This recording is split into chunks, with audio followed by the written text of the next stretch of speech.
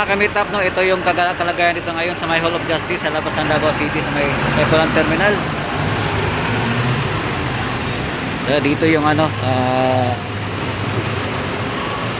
andun sa loob yung mga nahuli, no? Ito yung kaganapan. Medyo traffic, medyo maraming tao. Kasi nga ano bawal doon sa loob, bawal. So dito lang muna tayo sa labas.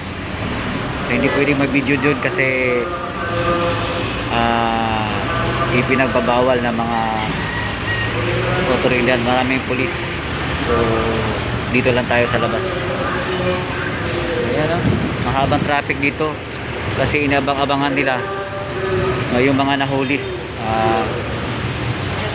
na magpapiyansa ngayon doon sa loob ng City Hall. So kung matanong ko kayo ng mga kababayan natin, sang-ayon ka ba or payag ka ba or naniniwala ka ba na mahuhuli si Pastor Apollo C. Quiboloy dito sa Davao City mismo?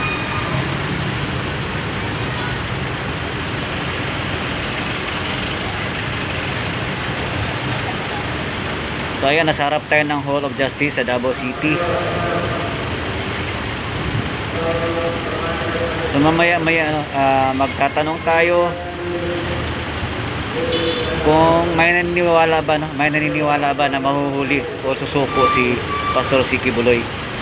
Ito ang ginagawa ngayon na Senate warrant, no? Panukala ni, alam niyo na kung sino yung ano dyan, si Risa Hontabayros. Nagmamagaling sa loob ng ano, Senado. Ayan, dito lang tayo, abangan natin, titingnan natin, no?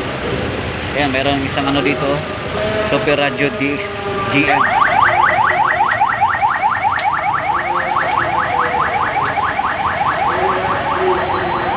Ayun nga.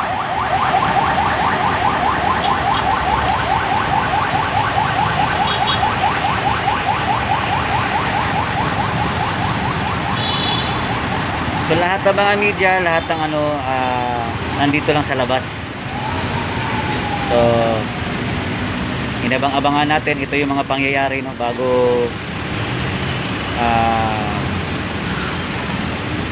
kasi nasa loob pa yung ano, mga sumuko, yung mga nahuli na tauhan, no, ni Pastor C. Quiboloy.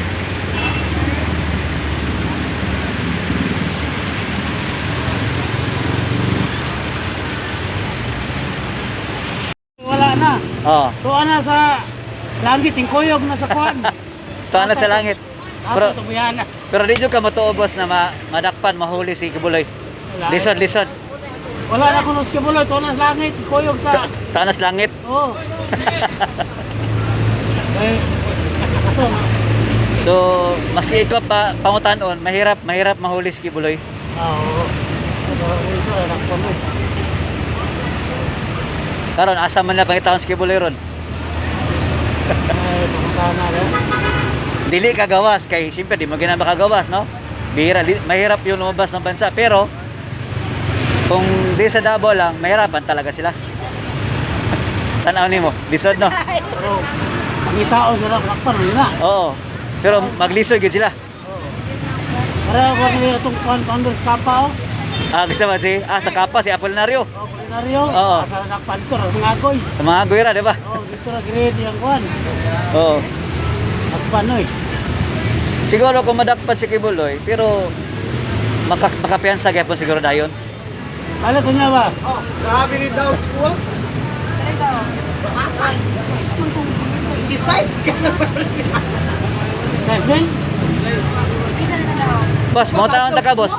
Pabor mo sa war on drugs ni Duterte, basta Idris Davao, pabor ka. Oo. Pabor nga naman, tanaw nimo. Among mayor dere.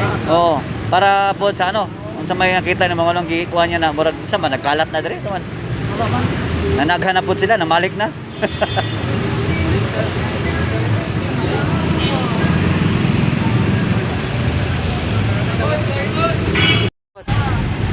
Boss, ikaw boss, matuo ka sa palagay nimo, matuo ka nga madakpan si Kuan or mahuli si Quiboloy. Lisod. Nga naman, tananin mo. Wala na dali. Wala na ladre. Bitaw na, tibok Mindanao. So, lisod no, mahirap mahuli si Gibuloy. Lalo na dito sa Davao, tsaka sa Mindanao, no. So, mahirap talaga. Eh, kapon, dyan, maraming tao, di ba? Pero pabor ka sa ano? Pabor ka sa war on drugs ni Basi Duterte dito sa Davao? Pabor. Ako rin kaya. Kung saan may istorya mo, sir? May mga na. Kuha na naidad sa Davao kay wala na mga pagdungos. Mao man. Pero dapat sana no, yung war on drugs na yan, dapat nationwide, di ba? Nationwide. Hindi makapariya ang kuha na to dali. Dahil man ang mayor kada Pero siya lang yata yung pinakabagito na mayor na ni matapang na nag-war on drugs. Siya lang. Kaya pinakalahi.